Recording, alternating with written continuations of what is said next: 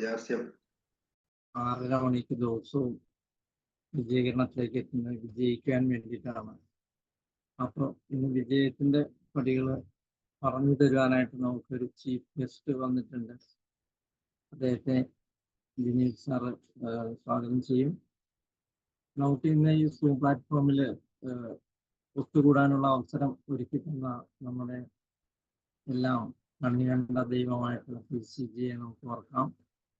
അതുപോലെ തന്നെ ഈ സൂം പ്ലാറ്റ്ഫോം നമുക്കായി തയ്യാറാക്കിയിട്ടുള്ള നമ്മളെ കൃത്യമായി നയിച്ചുകൊണ്ട് ഒരു തെറ്റായ വഴിയിലൂടെ പോകാതെ വേണ്ട മാർഗനിർദ്ദേശങ്ങൾ തന്നിട്ട് നല്ല രീതിയിൽ നയിച്ചുകൊണ്ടിരിക്കുന്ന നമ്മുടെ എല്ലാം ഗ്രേറ്റ് ലീഡർ ദിനേശ് സാറിനെ നമുക്ക് സ്വാഗതം ചെയ്യാം. അതുപോലെ തന്നെ പറവൂരിലെ നല്ല അതിമനോഹരമായിട്ടുള്ള ഒരു ഷോപ്പ് നടത്തിക്കൊണ്ടിരിക്കുന്ന വളരെ വൃത്തിയും അതുപോലെ തന്നെ വരുന്ന കസ്റ്റമേഴ്സിനോട് നല്ല പെരുമാറ്റവും നല്ല രീതിയിൽ കാഴ്ചവെച്ചുകൊണ്ട് മുന്നോട്ട് പോയിക്കൊണ്ടിരിക്കുന്ന സ്റ്റാർ പ്ലാറ്റിനം ഷായി സാറിനെ മാനസികത്തിനെ നമുക്ക് സ്വാഗതം ചെയ്യാം. അതുപോലെ തന്നെ ഒരു ഹെൽത്ത് ഡിപ്പാർട്ട്മെന്റിൽ വർക്ക് ചെയ്തുകൊണ്ട് പാർട്ട് ടൈമായിട്ട് വലിയൊരു ടീമിനെ നയിച്ചുകൊണ്ടിരിക്കുന്ന പ്ലാറ്റിനം അശോകൻ സാറിനെ നമുക്ക് വെൽക്കം ചെയ്യാം.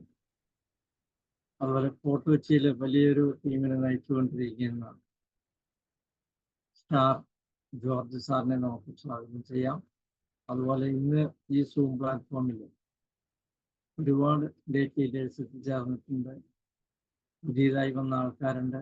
അവരെ എല്ലാവരെയും നമുക്ക് സ്വാഗതം ചെയ്യാം. അതുപോലെ നമ്മുടെ ഈ സൂം പ്രോഗ്രാമിൽ ഇന്ന് ചീഫ് ഗസ്റ്റ് ആയിട്ട് വന്നിരിക്കുന്ന അതിഥിയെ നമുക്ക് സ്വാഗതം ചെയ്യാനായിട്ട് ദിനേശ് സാറിനെ ഞാൻ വെൽക്കം ചെയ്യുന്നു. Please welcome sir.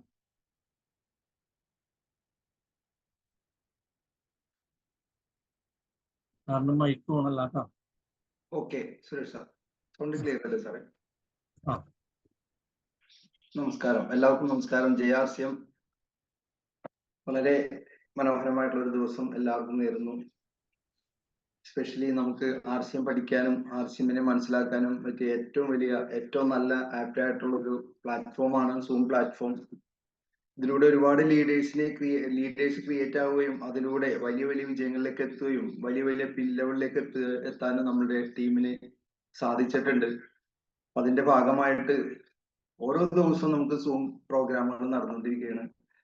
എന്നെ ഒന്ന് പരിചയപ്പെടുത്താം. എൻ്റെ പേര് ജിനേഷ്, പറവൂർ സ്വദേശിയാണ്. RCMയിലൊരു ടെക്നിക്കൽ അച്ചീവർ ആണ്.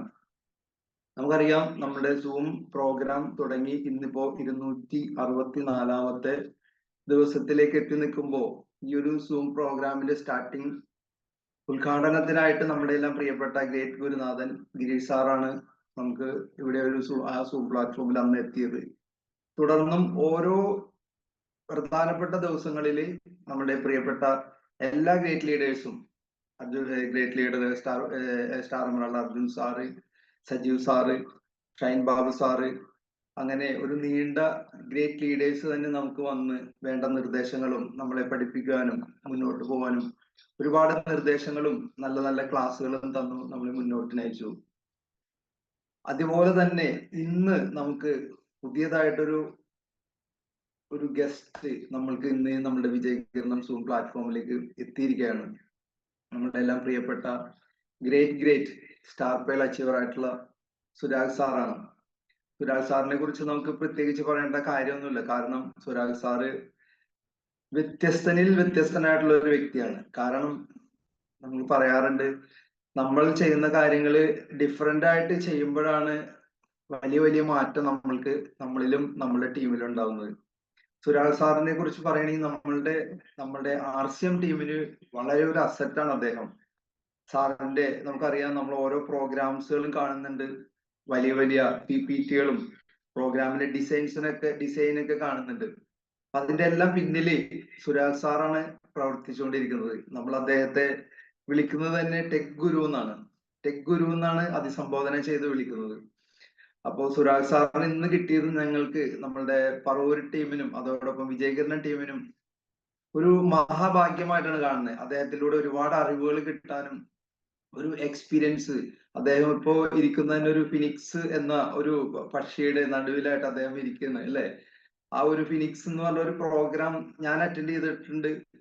ഇതിലെ ഒത്തിരി മെമ്പേഴ്സ് അറ്റൻഡ് ചെയ്തിട്ടുണ്ട്. ആ പ്രോഗ്രാം അറ്റൻഡ് ചെയ്ത് കഴിഞ്ഞാൽ ഒരുപാട് കാര്യങ്ങൾ നമുക്ക് പഠിക്കാൻ സാധിക്കും.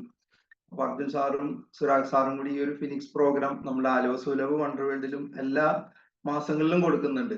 അപ്പൊ ഇതേപോലെ വ്യത്യസ്തമായിട്ടുള്ള രീതിയിലുള്ള ക്ലാസ്സുകൾ കൊടുക്കുകയും ടീമിന് വ്യത്യസ്തമായിട്ടുള്ള കാര്യങ്ങൾ പഠിപ്പിക്കുകയും എന്ത് കാര്യങ്ങള് കമ്പനിയിൽ നിന്ന് എന്തൊക്കെയാണോ പുതിയതായിട്ട് പുതിയ പുതിയ അപ്ഡേഷൻ വരുന്നുവോ അതിനെക്കുറിച്ച് വ്യക്തമായിട്ട് പഠിച്ച് മനസ്സിലാക്കി നമ്മളുടെ ടീമിലേക്ക് എത്തിക്കുന്ന ഒരേ ഒരു വ്യക്തിയാണ് സുരാഗ് സാറ്. സുരാഗ് സാറിന്റെ അടുത്ത് ചോദിച്ചു കഴിഞ്ഞാൽ എന്ത് കാര്യങ്ങളും അതിനുള്ള ഉത്തരം എനിക്ക് തോന്നുന്നു നമ്മളുടെ മൂർത്തി സാറിന്റെ അതേ രീതിയിൽ തന്നെയാണ് സുരാഗ് സാർ പോയിക്കൊണ്ടിരിക്കുന്നത്. മൂർത്തി സാറിനോട് എന്ത് ചോദിച്ചു കഴിഞ്ഞാലും നോ എന്ന് പറയില്ല, കൃത്യമായിട്ട് അതിന്റെ ആൻസർ നമുക്ക് കിട്ടും. ഇതേ രീതിയിൽ തന്നെയുള്ള ഒരു വ്യക്തിത്വമാണ് സുരാഗ് സാറ്. തീർച്ചയായിട്ടും ഇന്നത്തെ വിജയീകരണത്തിൽ എത്തിയിരിക്കുന്ന എല്ലാവരും മഹാഭാഗ്യം ചെയ്തവരാണ്. കാരണം സുരാഗ് സാറിൽ നിന്ന് കിട്ടി നമുക്ക് ഒരുപാട് അറിവുകൾ അദ്ദേഹത്തിൽ നിന്ന് ലഭിക്കും. അതുപോലെ നമുക്ക് നാളെ നടക്കുന്ന നമ്മളെല്ലാം പ്രിയപ്പെട്ട ഗ്രേറ്റ് ഗുരുനാഥൻ ഗിരീഷ് സാറ് നമ്മുടെ പറവൂരിന്റെ മണ്ണിലേക്ക് വീണ്ടും വരെയാണ്. നമ്മളെ പഠിപ്പിക്കാനും നമുക്ക് നല്ല അതിമനോഹരമായിട്ടുള്ള ഒരു പ്രോഗ്രാം തരാനും സാർ അവിടെ എത്തുകയാണ്. അപ്പൊ തീർച്ചയായിട്ടും ആ ഒരു പ്രോഗ്രാമിന്റെ ഒരു പ്രമോഷനും കൂടി വേണ്ടിയിട്ടാണ് ഇന്ന് നമ്മുടെ സുരാഗ് സാറ് ഈ ഒരു പ്ലാറ്റ്ഫോമിലേക്ക് എത്തിയിരിക്കുന്നത്. നമുക്കറിയാം സുരാഗ് സാറിനെ കുറിച്ച് പറയുകയാണെങ്കിൽ സുരാഗ് സാറിന്റെ അമ്മയിൽ നിന്നാണ് അദ്ദേഹം, ആ ഒരു അമ്മ ആർസിഎമ്മിലേക്ക് വന്നു. ആർസിഎമ്മിന്റെ ഉൽപ്പന്നങ്ങൾ അവർ ഉപയോഗിച്ചു, ആ ഫാമിലി ഉപയോഗിച്ചു. അതിൽ നിന്ന് ഒരുപാട് ആരോഗ്യ പ്രശ്നങ്ങൾ ഉണ്ടായിരുന്നു ആ ഫാമിലിക്ക്. ആ ആരോഗ്യ പ്രശ്നങ്ങളെല്ലാം മാറി നല്ലൊരു ഹെൽത്തി ഫാമിലി ആയിട്ട് മാറിയതോടുകൂടിയാണ് സുരാഗ് സാറും ആർസിഎം ഏറ്റെടുത്തത്. സുരാഗ് സാറ് ആർസിഎം ഏറ്റെടുത്ത് കഴിഞ്ഞപ്പോൾ പിന്നീട് കണ്ടത് ആർസിഎം വലിയ വലിയ വിജയങ്ങളിലേക്ക് അദ്ദേഹം എത്താനും വലിയ വലിയ ഒരുപാട് അച്ചീവ്മെന്റിലേക്ക് എത്താനും അദ്ദേഹത്തിന് സാധിച്ചു.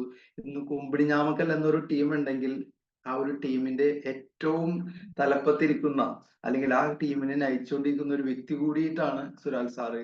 അപ്പൊ അങ്ങനെയുള്ള നമ്മളെല്ലാം പ്രിയപ്പെട്ട ഗ്രേറ്റ് സ്റ്റാർ സുരാഗ് സാറിനെ നിങ്ങളുടെ എല്ലാം ഒരു നിറഞ്ഞ കൈയടിയോടുകൂടി തന്നെ നമ്മുടെ വിജയകരണം സൂം പ്ലാറ്റ്ഫോമിലേക്ക് സ്വാഗതം ചെയ്യാണ്. Welcome Surag sir, welcome.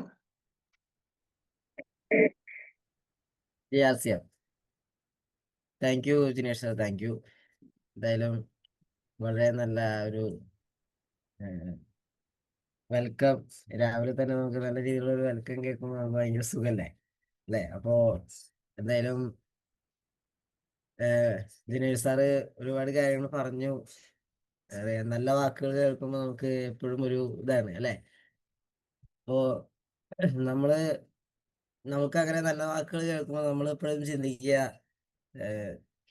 ചിന്തിക്കേണ്ടത്, അല്ലെങ്കിൽ ഞാൻ എപ്പോഴും ചിന്തിക്കുന്ന ഒരു കാര്യം, ഈ നല്ല വാക്കുകൾക്കൊക്കെ കാരണം നമ്മുടെ പിന്നിലുള്ള നമ്മുടെ ലീഡർമാരാണ്.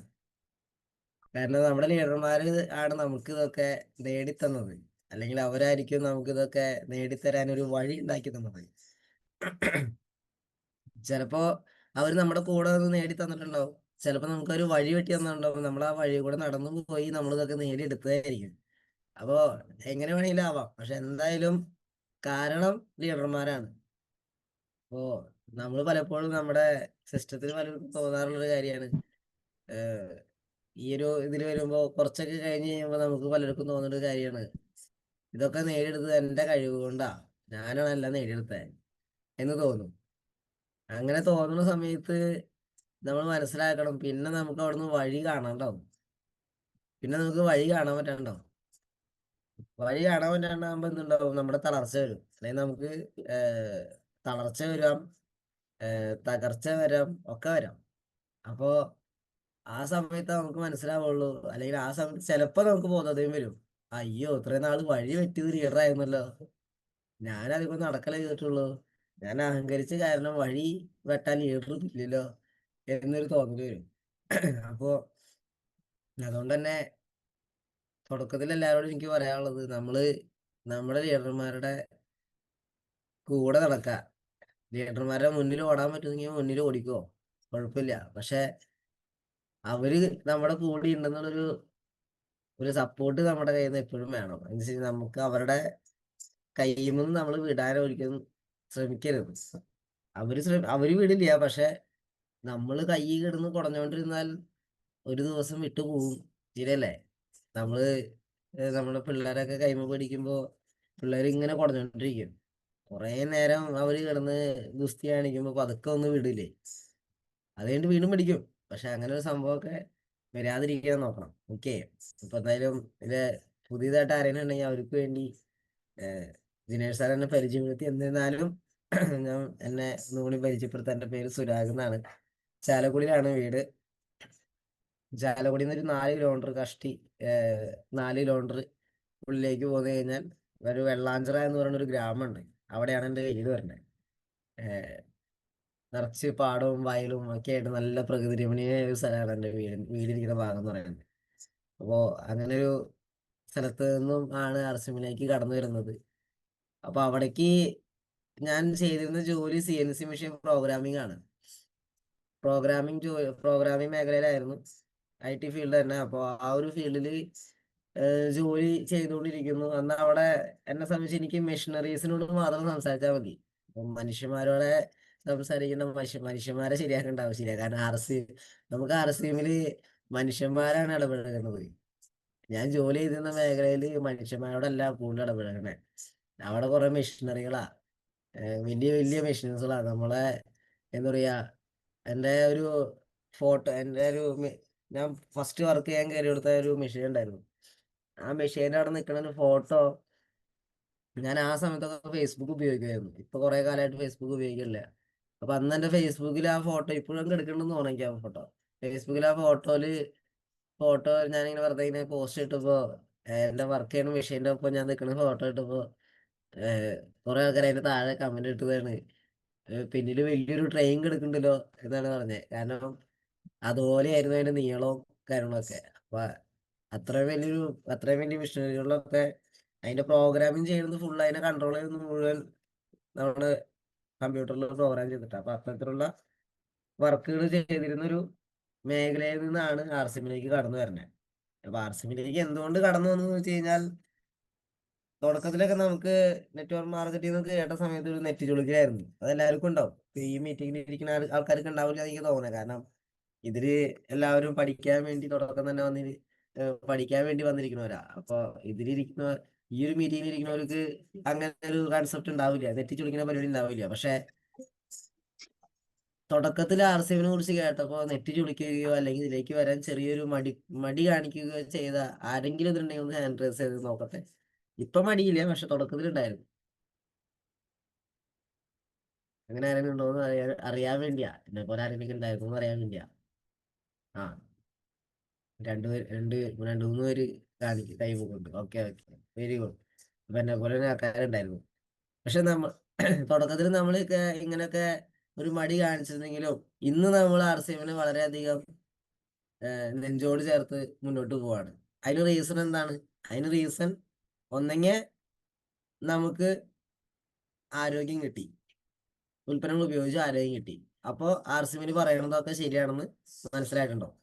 അല്ലെങ്കിൽ നമ്മൾക്ക് നമ്മുടെ വീട്ടിൽ ആരെങ്കിലുമൊക്കെ നമ്മുടെ എതിർപ്പ് കണ്ടിട്ടാണെങ്കിലും, നമുക്ക് ചെറിയൊരു എതിർപ്പ് ഉണ്ടായിരുന്നെങ്കിലും നമ്മുടെ വീട്ടിൽ ആരെങ്കിലും ഒക്കെ എന്തെങ്കിലുമൊക്കെ ചെയ്തു, അതിന്റെ ഭാഗമായിട്ട് ചെറിയ വരുമാനമൊക്കെ വരാൻ തുടങ്ങി. അപ്പൊ ഇതിൽ വരുമാനം വരുന്നുണ്ടല്ലേ, അത് ചിലപ്പോൾ അതായിരിക്കും കാരണം. നമുക്ക് ചെറിയൊരു വരുമാനമൊക്കെ വന്നതായിരിക്കും ചിലപ്പോൾ ഒരു കാരണം.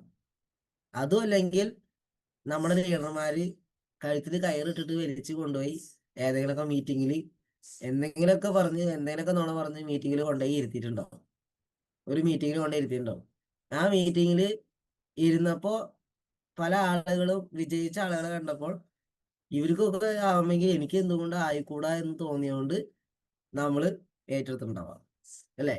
ഇങ്ങനെ എന്തെങ്കിലുമൊക്കെ ഒരു കാരണം ഉണ്ടായിട്ടുണ്ട്. പക്ഷെ ഇതിന്റെയൊക്കെ പിന്നില് നമ്മുടെ ഒരു പ്രവർത്തനം ഉണ്ടായതുകൊണ്ടല്ലേ, ഉൽപ്പന്നം ഉപയോഗിച്ചുകൊണ്ടല്ലേ ആരോഗ്യം കിട്ടിയത്, ആരോഗ്യം കിട്ടാൻ വേണ്ടി. ഇനി അതല്ലെങ്കിൽ നമ്മുടെ വീട്ടിലെ ആരെങ്കിലുമൊക്കെ പ്രവർത്തിച്ചുകൊണ്ടാണല്ലോ ചെറിയ വരുമാനം വന്നിട്ടുണ്ടാവുക.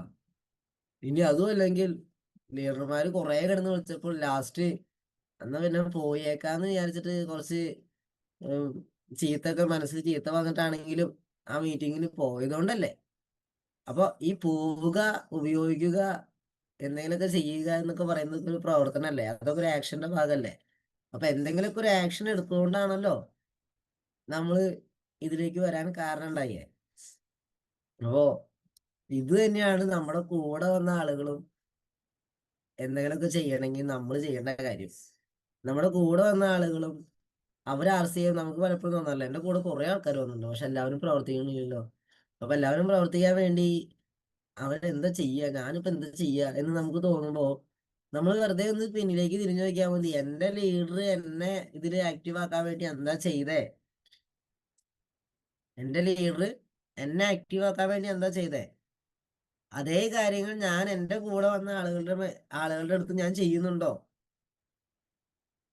ചെയ്യുന്നില്ല എങ്കിൽ അത് ചെയ്താൽ മതി. നമുക്ക് ആക്ഷൻ ഓറിയന്റഡ് ആവും, ആളുകൾ പതുക്കെ പതുക്കെ എന്തെങ്കിലുമൊക്കെ ചെയ്യാൻ തുടങ്ങും.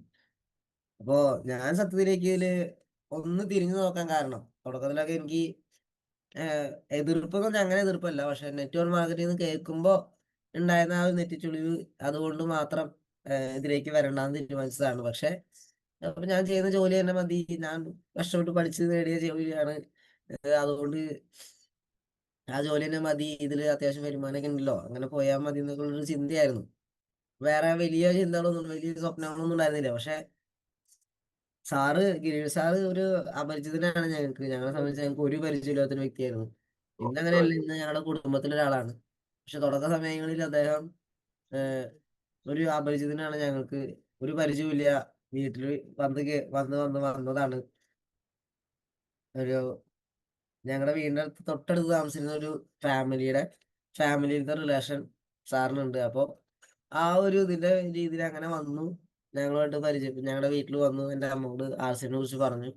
ഉൽപ്പന്നങ്ങൾ നല്ലതാണെന്ന്, പണ്ട് അമ്മ RCന്റെ ഉൽപ്പന്നങ്ങൾ ഉപയോഗിച്ചിട്ടുള്ളതുകൊണ്ട് ഉൽപ്പന്നങ്ങൾ നല്ലതാണെന്ന് അറിയുന്നതുകൊണ്ടും സാറ് വീണ്ടും വന്ന് പറഞ്ഞപ്പോൾ ഉൽപ്പന്നങ്ങൾ കിട്ടാതായപ്പോഴാണ് എൻ്റെ അമ്മ പണ്ട് ഉൽപ്പന്നങ്ങൾ ഉപയോഗിക്കാൻ നിർത്തിയത്. അപ്പോൾ വീണ്ടും ഇത് കിട്ടാനുണ്ടെന്ന അവസരം മനസ്സിലാക്കിയപ്പോൾ വീണ്ടും എന്നാ ഉൽപ്പന്നങ്ങൾ വാങ്ങിക്കാന്നുള്ള രീതിക്ക് വന്നു.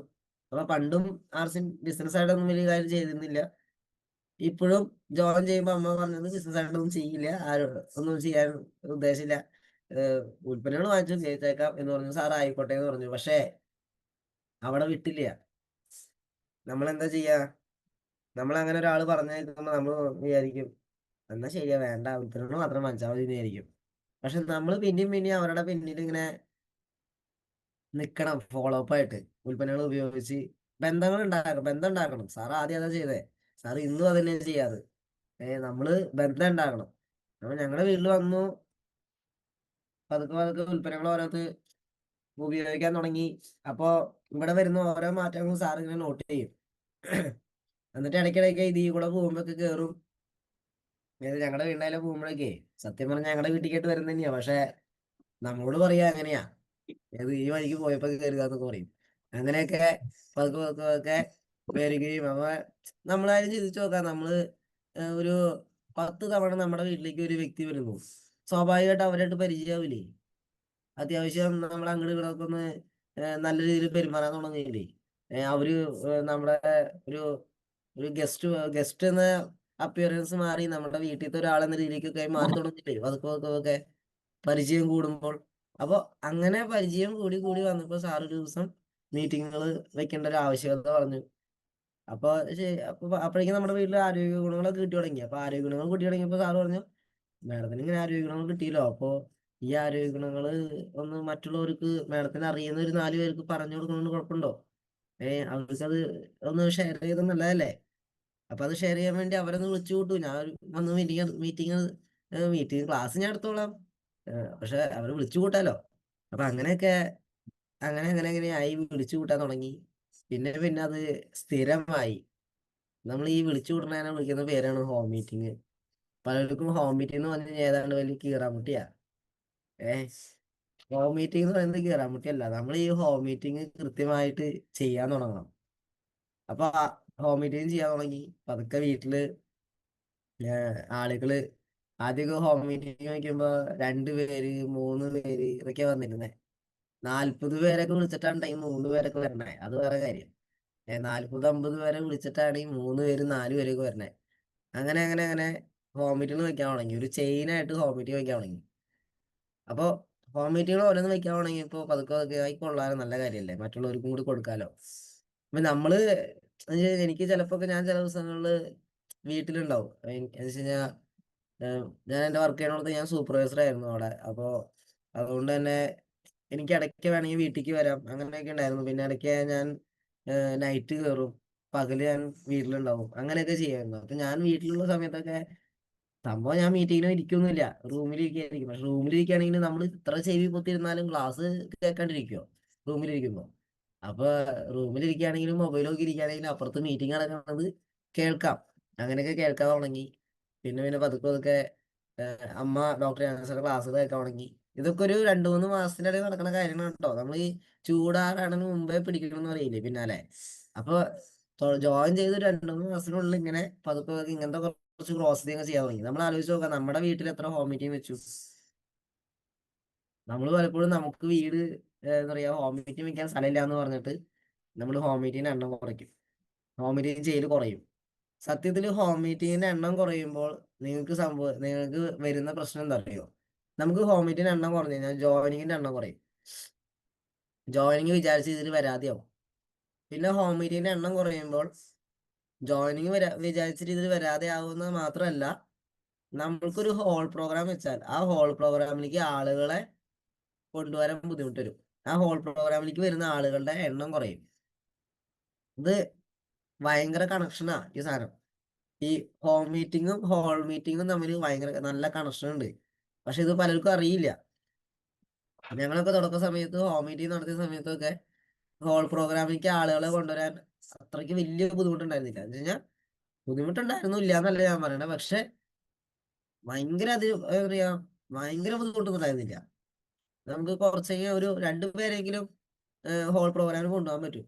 പക്ഷെ ഇപ്പൊക്കെ പലപ്പോഴും ഞാൻ നോക്കുമ്പോൾ പല ലീഡർമാരും ഇന്നത്തെ കാലത്ത് ഇപ്പൊ പുതിയതായിട്ട് വരുന്ന ലീഡർമാർ പലരും നോക്കുമ്പോൾ അവർക്ക് ഹോൾ പ്രോഗ്രാമിലേക്ക് ആളുകളെ കൊണ്ടുവരാനില്ല. ഒരു ഹോൾ പ്രോഗ്രാം വെച്ചാൽ എന്തിന്, വീടിന്റെ അവിടുന്ന് 200 മീറ്റർ അപ്പുറത്ത്, 1/2 കിലോമീറ്റർ അപ്പുറത്ത് ഒരു ഹോളില് പ്രോഗ്രാം വെച്ചാൽ പോലും ഒരു 2 പേരെ എത്തിക്കാൻ അവർക്ക് സാധിക്കുന്നില്ല. കാരണം എന്താ? അവർ ആദ്യമായിട്ട് ആളുകളെ വിളിക്കുന്നത് ആ ഹോൾ പ്രോഗ്രാമിലേക്കാണ്. ആദ്യമായിട്ട് ഒരു ഹോൾ പ്രോഗ്രാമിലേക്ക് ആളുകൾ വിളിക്കുമ്പോൾ അവർ വരാൻ സാധ്യത കുറയും. ഇനി അവർ ഹോൾ പ്രോഗ്രാം വന്നാൽ തന്നെ അവർക്ക് കാര്യങ്ങൾ മനസ്സിലാക്കാനുള്ള സാധ്യതയും കുറവായിരിക്കും. കാരണം എന്താ, ഹോൾ പ്രോഗ്രാമിൽ എത്രത്തോളം കാര്യങ്ങൾ ഡീപ്പായിട്ട് പറയും. ഒരു ഹോം മീറ്റിങ്ങിലെ കാര്യങ്ങൾ കുറച്ചുകൂടി ഡീപ്പായിട്ട് പറയാൻ പറ്റുള്ളൂ. മാർക്കറ്റിംഗ് പ്ലാൻ ഇത്തിരി വിശദീകരിച്ച് പറയാൻ പറ്റുന്നത് ഹോം മീറ്റിങ്ങിലല്ലേ. ഹോൾ പ്രോഗ്രാമിൽ വിശദീകരിച്ച് പറയാൻ പറ്റുമോ? നമ്മൾ ആലോചിച്ച് നോക്കൂ. ഒരു 10 പ്രൊഡക്റ്റിന്റെ വില വ്യത്യാസം വിശദീകരിച്ച് പറയാൻ പറ്റുന്നത് ഹോം മീറ്റിങ്ങിലല്ലേ. ഹോൾ പ്രോഗ്രാമിൽ പറയാൻ പറ്റുമോ? പറയാൻ പറ്റില്ല. ഒരു 1-2 പേരുടെ അനുഭവങ്ങൾ പറയിപ്പിക്കാൻ പറ്റണത് ഹോം മീറ്റിങ്ങിലല്ലേ ഏറ്റവും കൂടുതൽ പറയിപ്പിക്കാൻ പറ്റുക. ഹോൾ പ്രോഗ്രാമിൽ പറയിപ്പിക്കാൻ പറ്റുമോ? അതും ചെയ്യിപ്പിക്കാൻ പറ്റില്ല. അപ്പോ എന്നിട്ടും നമ്മുടെ കൂടെ വരുന്ന ആദ്യമായിട്ട് ഹോൾ പ്രോഗ്രാമിൽ വരുന്ന ആൾക്കാർക്ക് മനസ്സിലാവണമെങ്കിൽ അത് അവരുടെ ഭാഗ്യം. അപ്പൊ നമ്മൾ അവരെ പിന്നാലെ ഫോളോ അപ്പ് ചെയ്യണം. ഓക്കെ. പക്ഷെ ഞാൻ പറഞ്ഞത് നമ്മൾ ശരിക്കും ഒരു ഹോം മീറ്റിംഗ് നടത്തിയിട്ടുണ്ട്. നിങ്ങൾ അതിന്റെ പാറ്റേൺ ശരിക്കും അങ്ങനെ വരണ്ടേ. നമ്മൾ ചെയ്യാൻ നമ്മൾ ആദ്യം ഒരു ഹോം മീറ്റിംഗ് നടത്തി. നമ്മുടെ വീട്ടിൽ എത്ര ഹോം മീറ്റിംഗ് വയ്ക്കാൻ പറ്റും അത്രയും വെക്കണം. എൻ്റെ വീട്ടിൽ ഒരു വർഷം 48 ഹോം മീറ്റിംഗ് നടന്നുണ്ട്. ഒരു വർഷം. നമ്മളിവിടെ വന്നിട്ട് 1, 2, 3 വർഷമായ ആൾക്കാരുണ്ട്. ഇത്രയും ഹോം മീറ്റിംഗ് നമ്മുടെ വീട്ടിൽ മാത്രം നടന്നോ? നമ്മുടെ സ്വന്തം വീട്ടിൽ ഇത്രയും ഹോം മീറ്റിംഗ് നടന്നോ? ഇത്രയും വേണ്ട, 30 എണ്ണെങ്കിലും ഒരു വർഷം നടത്തിക്കൂടെ? ഇനി അതും വേണ്ട, ഒരു മാസം ഒരെണ്ണം വെച്ച് നോക്കിയാൽ 12 ഹോം മീറ്റിംഗ് നമ്മുടെ വീട്ടിൽ നടത്തിക്കൂടെ? പല പല പേരിട്ടോ നിങ്ങൾ ഹോം മീറ്റിംഗിന്. ഞങ്ങളൊക്കെ പല പല പേരിടും ഹോം മീറ്റിംഗിന്. ആദ്യം ആരോഗ്യ ബോധവൽക്കരണ ക്ലാസ്, പിന്നെ ന്യൂട്രീഷൻ ബോഡി സ്കാനിങ് ക്ലാസ്, പിന്നെ നമ്മൾ വേറെ പേര് കണ്ടെത്തും. അങ്ങനെ പല പല പേരുകൾ കണ്ടെത്തും. ഓക്കെ. പല പല ലീഡറായിരിക്കും വരാം. നമുക്ക് തുടക്കത്തിൽ പിന്നെ നമുക്ക് ആകെ ഗിരീഷ് സാറ് മാത്രമേ ഒരു ഹോം മീറ്റിംഗ് എടുക്കാൻ ഒരാളുണ്ടായിരുന്നുള്ളൂ. അതുകൊണ്ട് അന്ന് മൊത്തം ഗിരീഷ് സാറാ വന്നിരുന്നത്. എനിക്ക് തോന്നുന്നു ഏകദേശം ഒരു ഇപ്പൊ 48 ഹോം മീറ്റിംഗ് ആണെന്നുണ്ടെങ്കിൽ അതിലൊരു ഓൾമോസ്റ്റ് ഒരു 30ഓളം ഹോം മീറ്റിംഗ് ഗിരീഷ് സാർ തന്നെ എടുത്തിട്ടുണ്ടാവാം. ബാക്കി 18ഓളം ആയിരിക്കും അനിരുദ്ധ സാറൊക്കെ എടുത്തിട്ടുണ്ടാവുള്ളൂ.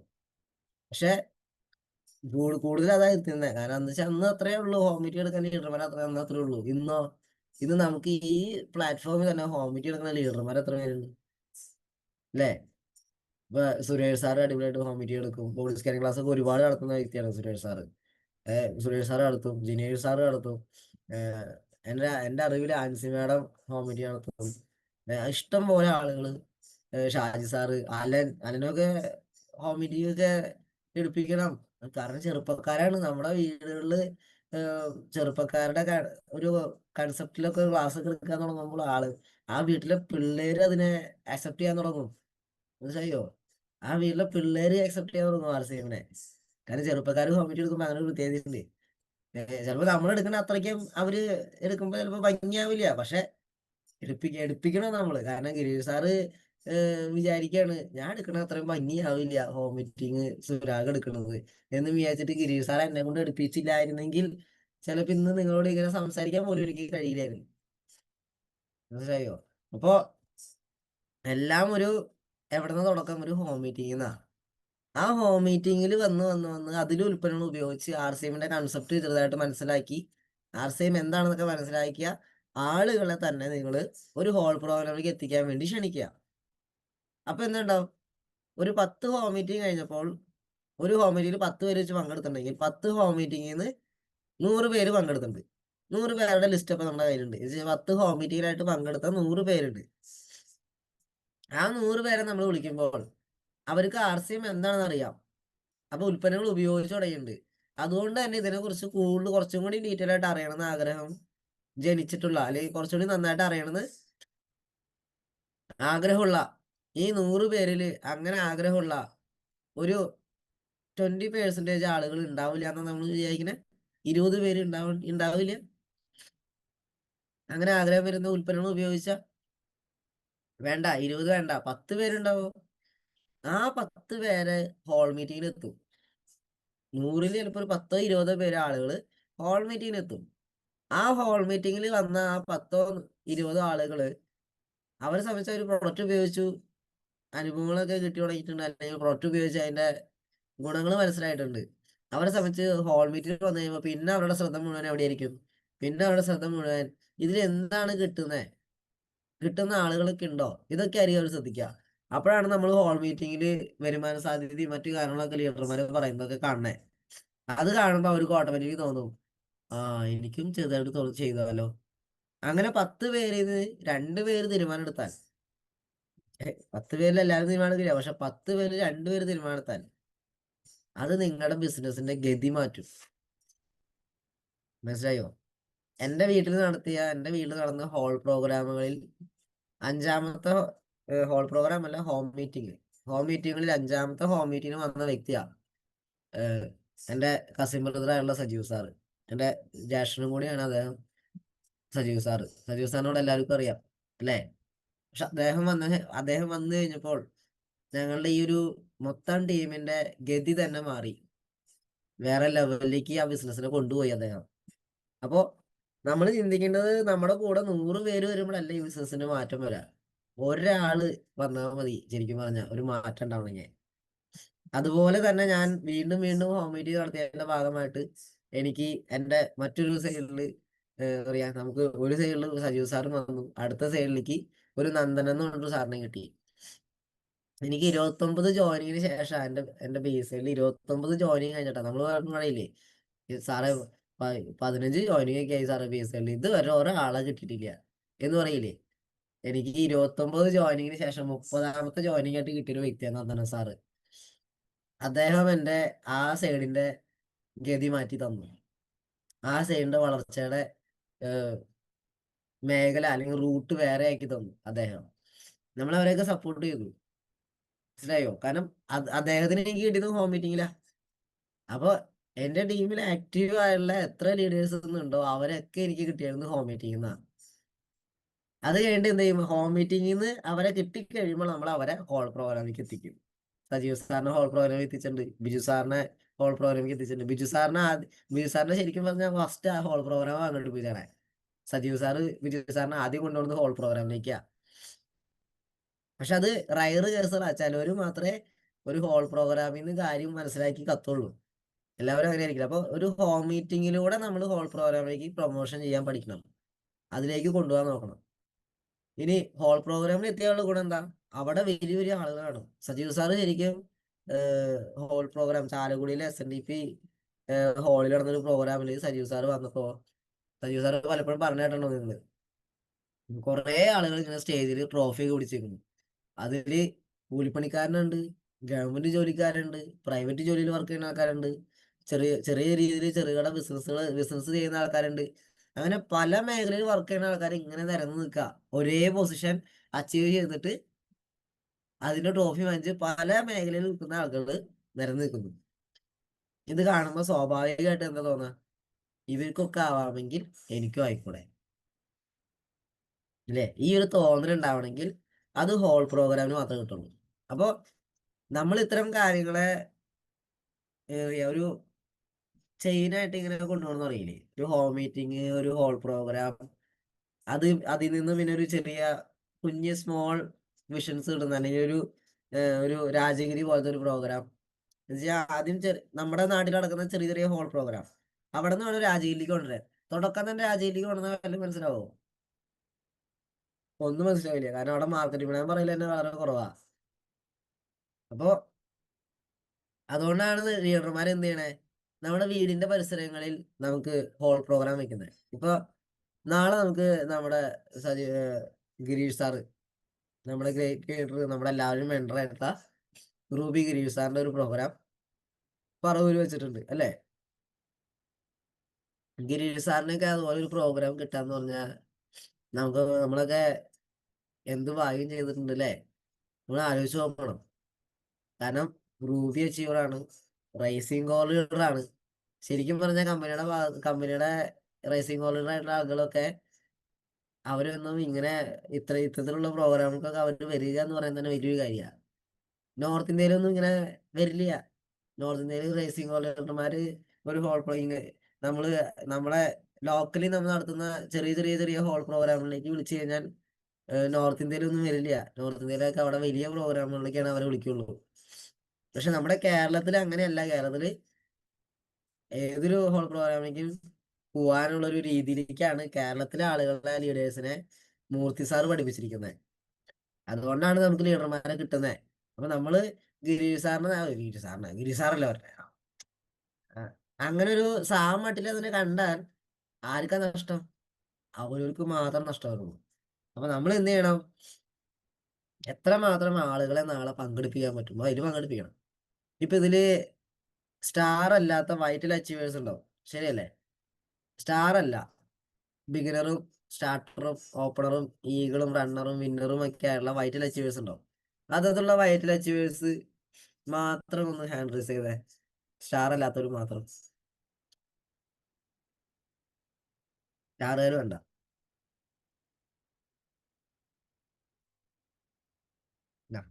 കുറച്ച് പേരുണ്ട്. Okay, thank you. അപ്പോ ഞാൻ നിങ്ങൾക്കൊരു വഴി പറഞ്ഞു തരട്ടെ. ഇത് എന്റെ വഴിയല്ല. എനിക്ക് RCMന് വന്നിട്ട് എനിക്ക് തുടക്കത്തില് എനിക്ക് കിട്ടിയ ഏറ്റവും വലിയ ഭാഗ്യം, ഒരു 1.5 വർഷത്തോളം മൂർത്തി സാറിന്റെ സന്തത സഹചാരിയായിട്ട് നടക്കാൻ പറ്റിയായിരുന്നു. അപ്പൊ അദ്ദേഹത്തിന്റെ കൂടെ നടക്കുമ്പോൾ അദ്ദേഹം ഇങ്ങനെ കുറെ കാര്യങ്ങൾ, നേരത്തെ ദിനേശ് സാറ് സംസാരിച്ചു പറഞ്ഞു, മൂർത്തി സാറിനെ പോലെ ആയി വരുന്നു, നമ്മൾ ആരോടാണ് കൂടുതൽ ഇടപെടുന്നത് അവരെ പോലെ ആയി വരുന്നു പറഞ്ഞിട്ടില്ലേ?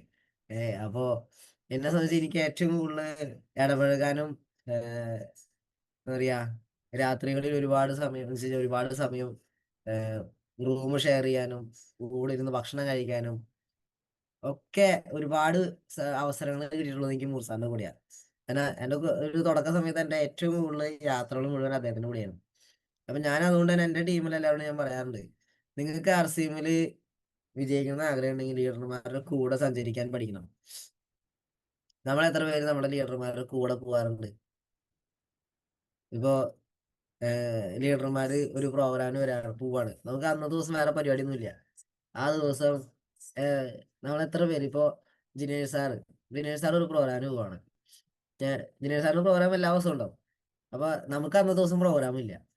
അപ്പൊ നമ്മൾ എത്ര പേര് ജിനേഷ് സാറിനെ വിളിച്ചു ചോദിച്ചിട്ട് സാർ ഇന്ന് എവിടേക്ക് പോണേ, സാർ ഇന്ന് എവിടെ പ്രോഗ്രാം എന്നും പറഞ്ഞിട്ട് സാറിന്റെ കൂടെ പോവാറുണ്ടോ? നമ്മള് ആലോചിച്ച് നോക്കണം. നമ്മൾ ഇനി മുതൽ നിങ്ങൾ അങ്ങനെ ചെയ്യണം. ഇപ്പൊ ആണെങ്കിൽ സാറിന്റെ കയ്യിൽ കാറുണ്ട്. എനിക്ക് തോന്നുന്നു പലപ്പോഴും സാറിന്റെ കാറിൽ ഒറ്റയ്ക്ക് വരാറ്. ഒറ്റയ്ക്ക് വന്ന് ഞാൻ ഇടയ്ക്ക് കണ്ടിട്ടുണ്ട്. പക്ഷെ നമ്മൾ അതിന് പകരം സാറ് പോകുമ്പോൾ സാറിന്റെ കൂടെ കാറിന് പോയി നോക്കി, ഒരുപാട് അറിവുകൾ നിങ്ങൾക്ക് ഹോൾ പ്രോഗ്രാമിൽ കിട്ടുന്നേക്കാൾ കൂടുതൽ അറിവ് ആ കാറിൽ വെച്ച് കിട്ടും. കാരണം അവരുടെ എക്സ്പീരിയൻസ് കാറിൽ ഇങ്ങനെ സംസാരിക്കും നമ്മളോട്.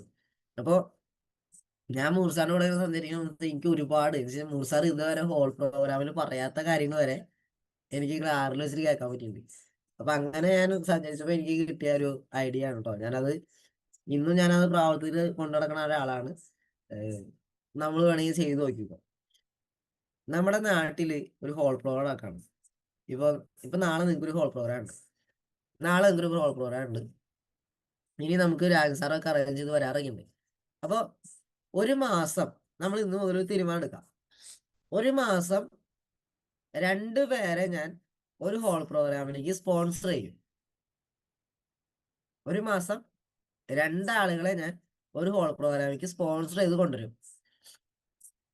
സ്പോൺസർ ചെയ്ത് കൊണ്ടുവരാൻ എന്താ, 1 പുതിയ ആൾക്കാരായിരിക്കും, 2 അവരുടെ ഫീസ് എടുക്കുന്നത് നമ്മളായിരിക്കും. 250 രൂപ മിനിമം, 250 രൂപ വരുമല്ലോ ടിക്കറ്റിന്റെ ചാർജ്. അപ്പൊ 250 രൂപ 500 രൂപ, 2 പേർക്ക് 500 രൂപ. ഒരു മാസം ഒരു 500 രൂപ ഞാൻ പുതിയ ആളുകളെ, പുതിയ 2 പേരെ ഹോൾ പ്രോഗ്രാമിൽ പങ്കെടുപ്പിക്കാൻ വേണ്ടി ഞാൻ 500 രൂപ ചെലവാക്കും. ഓക്കെ, 2 പേർക്ക് വേണ്ടി ടിക്കറ്റ് എടുക്കാൻ. ഇങ്ങനെ ഞാൻ എല്ലാ മാസവും ചെയ്യും.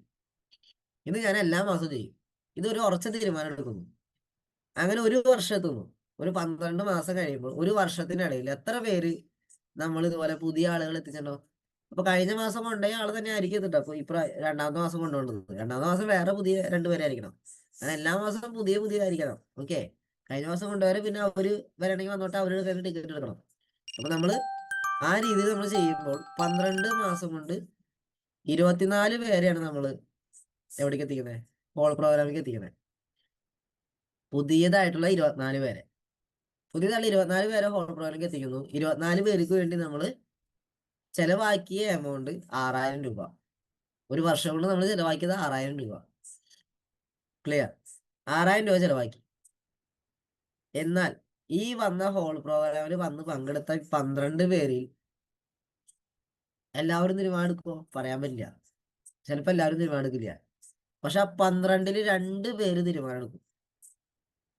ആ 12-ൽ 2 പേര് തീരുമാനമെടുക്കും.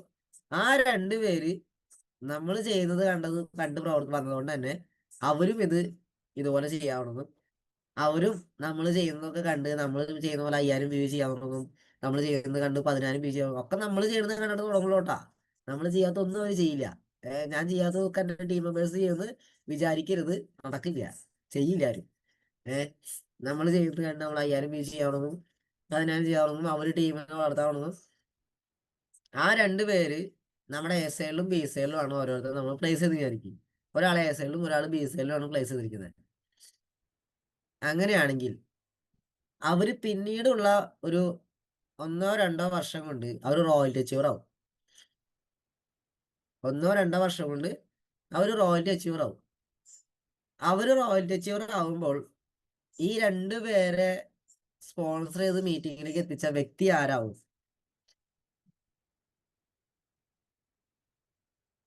ആ വ്യക്തി ടെക്നീഷ്യറോ?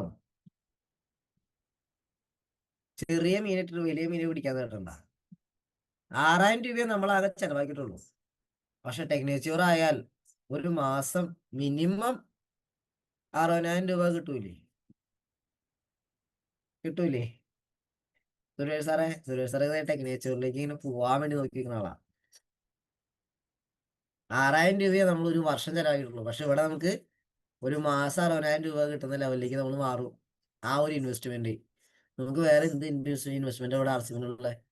പക്ഷെ ഈ ഒരു ഇൻവെസ്റ്റ്മെന്റ് നമ്മൾ ചെയ്യുന്നതിലൂടെ മാസം 60,000 രൂപ കിട്ടുന്ന അവസ്ഥയിലേക്ക് നമ്മൾ മാറും.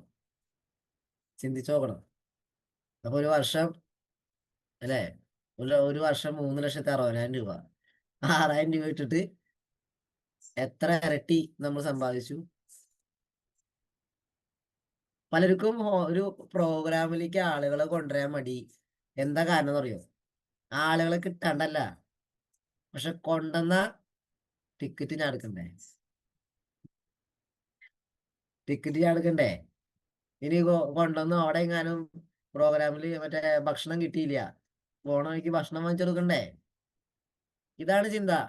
ഈ ചിന്ത കൊണ്ടാണ് പലരും ആളുകളെ കൊണ്ടുവരാത്ത. ഇതിലിപ്പോ അങ്ങനെയല്ലാന്ന് ഞാൻ അങ്ങനെയല്ല ഞാൻ പറയണേ.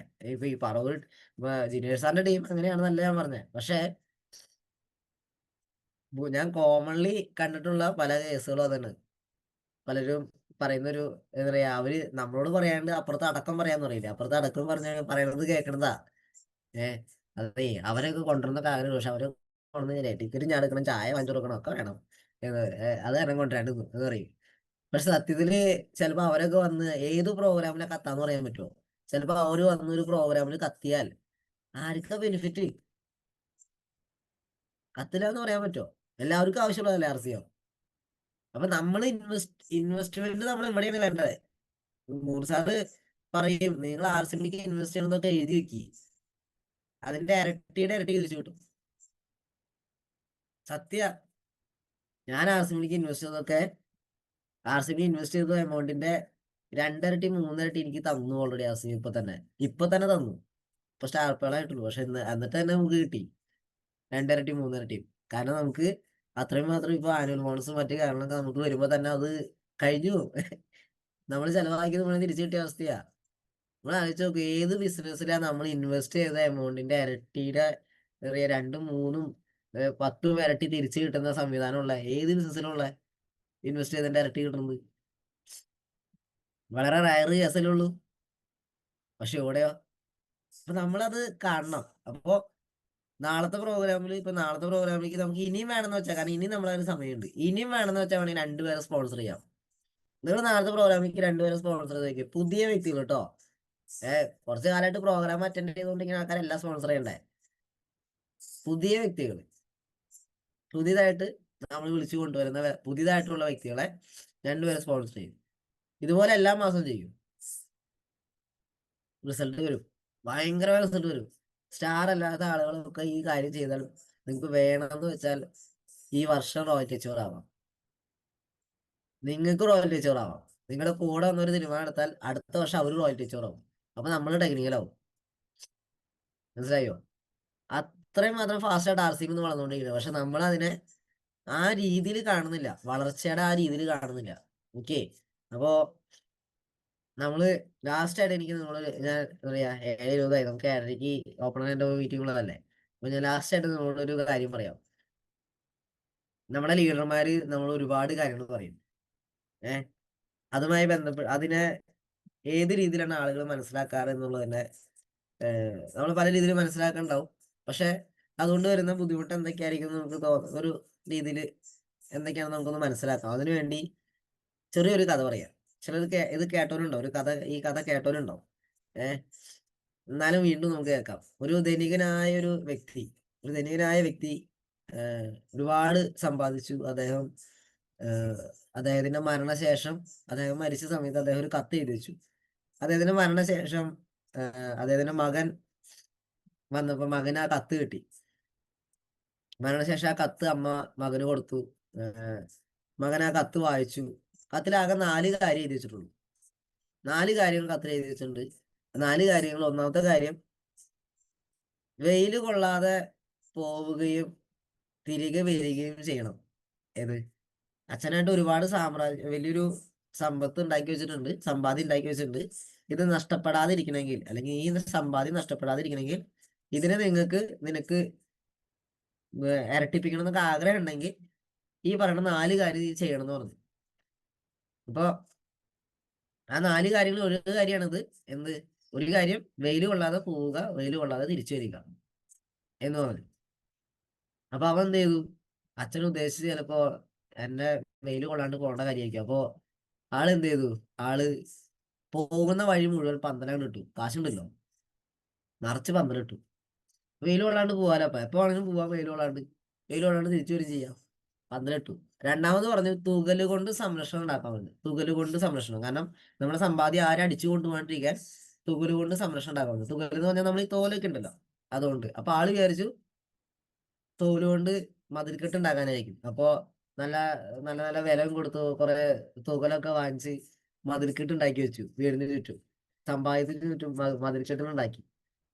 അപ്പോഴും കാശുണ്ടല്ലോ, കാശ് ചെലവാക്കാണ്. മൂന്നാമത് പറഞ്ഞു കഴിക്കുമ്പോൾ മധുരമുള്ളത് കഴിക്കാൻ പറഞ്ഞു. അപ്പൊ എന്ത് ചെയ്തു, പിന്നെ തൊട്ട് അങ്ങോട്ട് മധുരപലഹാരങ്ങൾ തന്നെ കഴിക്കലായി. എന്ത് കഴിക്കാനും മധുരപലഹാരം കഴിക്കുള്ളൂ. ആ രീതിയിലേക്ക് കഴിക്കുന്ന രീതിക്ക് മാറിയാണ്. നാലാമത് പറഞ്ഞു ഭാര്യനെ കെട്ടിയിടാൻ.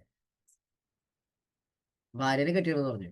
അപ്പൊ ആളെന്ത് ചെയ്തു, ഒരു കയറെടുത്തിട്ട് അങ്ങോട്ട് കെട്ടിയിട്ടു, ഭാര്യനെ കെട്ടിയിട്ടു. 4 കാര്യങ്ങൾ ചെയ്തു. സത്യത്തില് ഇതൊക്കെ ചെയ്തു വന്നപ്പോ എന്തുണ്ടായെന്ന് വെച്ച് കഴിഞ്ഞാൽ സമ്പാദ്യത്തിന്റെ ഒരു 90% കഴിഞ്ഞു. അച്ഛൻ സമ്പാദിച്ച 90% കഴിഞ്ഞു പോയി. കാരണം തൂകല് കൊണ്ട് കെട്ടണമെങ്കിൽ കാശ് ചില്ലറയാണ് വേണ്ടേ, മതിൽ കെട്ടണമെങ്കിൽ. പന്തലിടണമെങ്കിൽ ഈ പോണ സ്ഥലങ്ങൾ മുഴുവൻ പന്തലിടണമെങ്കിൽ കാശ് ചില്ലറ വല്ല ചില്ലറ എങ്ങനെയോ ചിലവാവാ. പിന്നെ മധുരപലഹാരം മാത്രമേ കഴിക്കണുള്ളൂ. മധുരപലഹാരം കഴിച്ച് ആരോഗ്യം നശിച്ചു, രോഗാവസ്ഥയിലേക്ക് വന്നു. ഭാര്യനെ കെട്ടിയിട്ടപ്പോ ഭാര്യ എന്ത് ചെയ്തു, ഭാര്യ വീട്ടിൽ നിന്ന് ഇറങ്ങിപ്പോയി ചെയ്തു. ഭാര്യ വീട്ടിൽ നിന്ന് ഇറങ്ങിപ്പോയി, കുടുംബം നശിച്ചു എന്ന രീതിക്കായി. അപ്പോഴാണ് ഇതിനിപ്പോ എന്ത് ചെയ്യും. അപ്പോഴാണ് ഒരു സന്യാസിനെ കണ്ടത്. സന്യാസിനെ കണ്ടപ്പോ സന്യാസി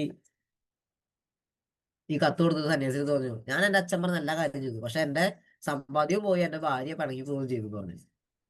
അപ്പൊ സന്യാസി ഇത് വായിച്ചിട്ട് സന്യാസി പറഞ്ഞു, നീ എന്നിട്ട് ചെയ്തേ? അപ്പൊ ഞാനിങ്ങനെ പന്തലിട്ടു, തൂക്കുലോണ്ട് മതില് കെട്ടി, ഭാര്യനെ കെട്ടിടാൻ പറഞ്ഞപ്പോ കയറുകൊണ്ട് കെട്ടിയിട്ടു, പിന്നെ മധുരപലഹാരം മാത്രം കഴിച്ചത് ആരോഗ്യം മോശമായി, ഷുഗർ പേഷ്യന്റും BP ഒക്കെ ആയി എന്ന് പറഞ്ഞു. അപ്പൊ സന്യാസി ഇത് വിശദീകരിച്ചു കൊടുത്തു. സന്യാസി വിശദീകരിച്ചത് അറിയോ, വെയിൽ കൊള്ളാതെ പോവാനും വെയിൽ കൊള്ളാതെ വരാനും പറഞ്ഞത് സൂര്യൻ ഉദിക്കുന്നതിന് മുമ്പ് നീ വീട്ടിൽ നിന്ന് പോവാ, സൂര്യൻ അസ്തമിച്ചതിന് ശേഷം വീട്ടിലേക്ക് തിരിച്ചു വരാൻ പാടുള്ളൂ എന്ന് വെച്ചാൽ അതുപോലെ ഹാർഡ് വർക്ക് ചെയ്യാൻ. അതാണ് ഉദ്ദേശിച്ചത്. RCBന് വിജയിക്കണമെങ്കിൽ നമ്മൾ ഇതുപോലെ ഹാർഡ് വർക്ക് ചെയ്യണം. അതുപോലെ ഹാർഡ് വർക്ക് ചെയ്യാനാണ് അതിനോട് പറഞ്ഞത് അച്ഛൻ. രണ്ടാമത് പറഞ്ഞു തൂകല് കൊണ്ട് സംരക്ഷണം ഉണ്ടാക്കാൻ.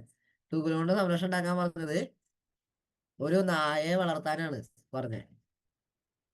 ഒരു നായയെ വളർത്താ, അത് നിനക്ക് നിന്റെ സമ്പാദ്യത്തിന് സംരക്ഷണം നൽകും എന്നാണ് പറഞ്ഞത്. മൂന്നാമത് പറഞ്ഞത് എന്താ, കഴിക്കുമ്പോൾ മധുരമുള്ളത് കഴിക്കാൻ. എന്ന് വെച്ചാൽ വെറുതെ അനാവശ്യമായിട്ട് കഴിക്കാതെ വിശക്കുമ്പോൾ മാത്രം കഴിക്കുക. ഏറ്റവും നല്ല മധുരമുള്ള ഭക്ഷണം ഏതാന്ന് പറയാ, വിശക്കുമ്പോൾ കഴിക്കണതാ. ശരിയല്ലേ? നമുക്ക് നന്നായിട്ട് വിശന്നിരിക്കണായിരുന്നു നമ്മൾ പഴങ്കഞ്ഞി കഴിച്ചാലും എന്തൊരു ടേസ്റ്റാ അല്ലേ? അപ്പൊ വിശക്കുമ്പോൾ മാത്രം ഭക്ഷണം കഴിക്കുക. അപ്പൊ വെറുതെ അനാവശ്യമായിട്ട് കാശ് ചെലവാവില്ല. അപ്പൊ വിശക്കുമ്പോൾ മാത്രം ഭക്ഷണം കഴിക്കാൻ ഉദ്ദേശിച്ചത് ആ ഒരു ശീലം കുടുംബത്തിൽ കൊണ്ടുവരാനാ പറഞ്ഞത്. അപ്പൊ അതിലൂടെ നിന്റെ സമ്പാദ്യം അനാവശ്യമായിട്ട് ചെലവാവില്ല എന്നാണ് ഉദ്ദേശിച്ചത്. പിന്നെ ഭാര്യനെ കെട്ടിടാൻ പറഞ്ഞത് സ്നേഹം കൊണ്ട് കെട്ടിടാൻ. കാരണം എന്താ, അവളാണ് നിന്റെ കുടുംബവും നിന്റെ കുട്ടികളെയും നിന്റെ തലമുറകളെയും നിന്റെ ഈ ഒരു സാമ്രാജ്യത്തിനെ താങ്ങുന്ന വ്യക്തിയാണ്. നിനക്കൊരു സപ്പോർട്ട് തരുന്ന ഒരാളായിരിക്കും. ആ വ്യക്തിയെ സ്നേഹം കൊണ്ട് കെട്ടിടാനാണ് ഉദ്ദേശിച്ചേ എന്ന് പറഞ്ഞു.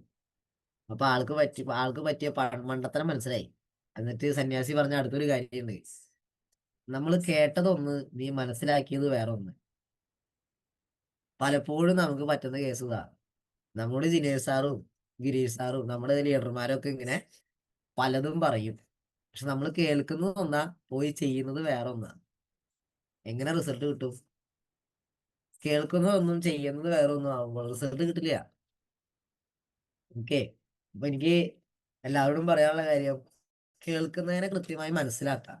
മനസ്സിലായില്ലെങ്കിൽ വീണ്ടും ലീഡർമാരോട് ചോദിച്ച് മനസ്സിലാക്കാം. ചോദിച്ച് മനസ്സിലാക്കി അത് ക്ലിയർ ആക്കിയിട്ട് നമ്മുടെ പ്രവർത്തനത്തിൽ കൊണ്ടുവരിക. അപ്പോഴാണ് റിസൾട്ട് വരാം.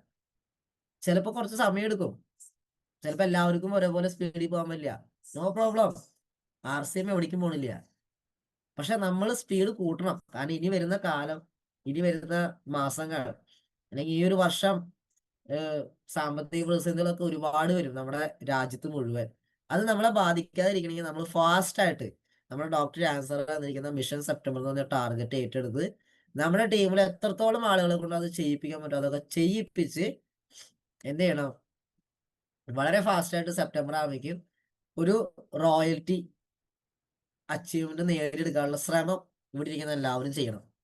ഈ ഇരിക്കുന്ന 60 പേരും എന്നെ ഒഴിവാക്കിയാൽ ജിനേഷ് സാർ സിഗ്നേച്ചറാണ്, ഞാൻ കുറച്ച് അങ്ങനെ രണ്ടു പേരെ ഒഴിവാക്കിയാൽ 58 പേരും അതിനു വേണ്ടി പ്രവർത്തിച്ചാൽ ഞാൻ പറയുന്നു പിന്നെ നിങ്ങൾക്ക് ബുദ്ധിമുട്ടിന് അനുഭവിക്കേണ്ടി വരില്ല. സെപ്റ്റംബർ റോയൽറ്റി അച്ചീവ്മെന്റ് അത് ഫോക്കസ് ചെയ്യാം. സെപ്റ്റംബറിൽ റോയൽറ്റി അച്ചീവ്മെന്റ് അതിന് ചെയ്യേണ്ട ഒറ്റ കാര്യമുള്ളൂ, രാജൻ സാറ് പറഞ്ഞ ടാർഗറ്റ് കണ്ണും പൂട്ടി ചെയ്യാം. ഒരു മുൻവിധി വെക്കാതെ കണ്ണും പൂട്ടി ഞാനും ചെയ്യും എൻ്റെ ടീമും ചെയ്യും. ആ രീതിയിൽ നിങ്ങൾ ഏറ്റെടുത്താൽ ഗ്യാരണ്ടി നിങ്ങൾക്ക് റോയൽറ്റി അച്ചീവർ ആവാം. കാരണം ആ ടാർഗറ്റിന് അത്രമാത്രം പൊട്ടൻഷ്യൽ ഉണ്ട്. ഇനി രാജൻ സാർ ഈ മാസം തന്നിരിക്കുന്ന ഒരു ടാർഗറ്റ് ഉണ്ട്. എന്താ? നമ്മൾ സെപ്റ്റംബറിൽ ടാർഗറ്റ് ചെയ്യുമ്പോൾ അതിൽ 5000 PV ന്യൂട്രി ചാർജ് ചെയ്യാൻ പറഞ്ഞു. 10000 PV ടോട്ടൽ ചെയ്യണേൽ 5000 PV ന്യൂട്രി ചാർജ് ചെയ്യാം, പിന്നെ 5 ജോയിനിങ് ചെയ്യാം. ഈ ഒരു ടാർഗറ്റ് ഈ മാസം 5000 PV ന്യൂട്രി ചാർജ് കൂടി അതിന്റെ കൂടെ ഇൻക്ലൂഡ് ചെയ്ത് ചെയ്യുന്ന ഒരു വ്യക്തിയെ സംബന്ധിച്ച് അവർക്ക് അടുത്ത മാസം റിസോർട്ടിൽ വെച്ചിട്ടൊരു റിസോർട്ടിൽ ഒരു സ്പെഷ്യൽ ട്രെയിനിങ്ങും എന്റർടൈൻമെന്റും ഒക്കെ സാറ് തരുന്നുണ്ട് ഫ്രീ ആയിട്ട്. അപ്പോൾ അതും നമ്മൾ ചെയ്യാം. അപ്പൊ നാളത്തെ പ്രോഗ്രാമിൽ നമ്മൾ പരമാവധി ആളുകളെ പങ്കെടുപ്പിക്കുക. ഇനി വരുന്ന പ്രോഗ്രാമുകളിൽ നമ്മുടെ സാന്നിധ്യം ഒരുപാട് ഉണ്ടാവണം.